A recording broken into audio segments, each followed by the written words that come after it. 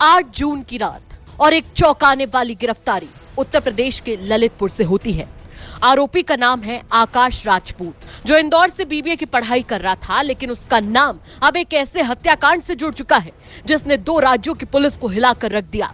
राजा और सोनम रघुवंशी, इंदौर के नवविवाहित दंपति, शादी के बाद हनीमून मनाने मेघालय गए थे और वहीं से अचानक गायब हो गए। कई दिनों तक दोनों की कोई खबर नहीं मिली। मामला जब मेघालय पुलिस के पास पहुंचा तो ये सिर्फ एक लापता रिपोर्ट नहीं रह गई, बल्कि एक बड़े षड्यंत्र की परतें धीरे धीरे खुलने लगी। मेघालय पुलिस का दावा चौंकाने वाला है। पति राजा की हत्या की साजिश खुद उसकी पत्नी सोनम रघुवंशी ने रची थी। यही नहीं, उसने इसके लिए हत्यारों को बकायदा सुपारी भी दी थी। शादी के कुछ दिन बाद सोनम ने अपने पति को रास्ते से हटाने का प्लान तैयार कर लिया था। इस हत्याकांड में कुल 4 गिरफ्तारियां हुई हैं। सोनम ने उत्तर प्रदेश के गाजीपुर जिले के नंदगंज थाने में खुद ही सरेंडर किया।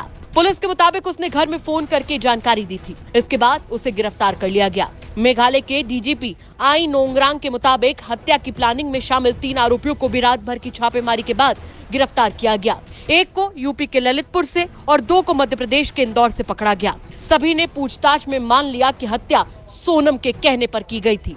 कहानी यहीं खत्म नहीं होती। इस हत्या में शामिल कुछ और चेहरों की तलाश जारी है। पुलिस का कहना है कि मध्य प्रदेश में अब भी एक अभियान चल रहा है ताकि इस साजिश में शामिल बाकी कड़ियों को भी जोड़ा जा सके। कहानी में जो सबसे डरावनी बात सामने आई है वो ये कि हनीमून, जो जीवन की सबसे खूबसूरत यात्रा मानी जाती है, वही एक युवक के जीवन की अंतिम यात्रा बन गई।